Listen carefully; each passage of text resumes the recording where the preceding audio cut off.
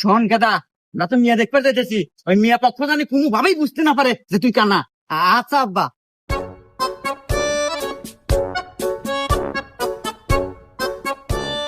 তো বাবা যে আসতে কোনো সমস্যা নাই তো? না, আমার কোনো সমস্যা হয় নাই। আচ্ছা যাই হোক, এখন কো আমাদের মেয়ে পছন্দ হলো নাকি? বিয়াই সাহেব, আমাদের পক্ষে তো কোনো সমস্যা নাই, মিয়া আমাদের খুব পছন্দ হয়েছে। আলহামদুলিল্লাহ, বিয়ে যাওয়া তো পাকাপুক্তি হইলো, তাহলে এই সুবাদে মিষ্টি মুখ করা যায়। বাবাজি, তাহলে তোমার হাত দিয়ে সবাক মিষ্টি মুখটা করাই দাও।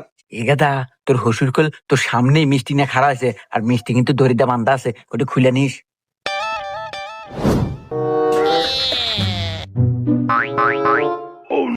শ্বশুর আব্বা, মিষ্টি তো হুক নক না কে, মনে হয় মিষ্টি ছুরা কম দিছে।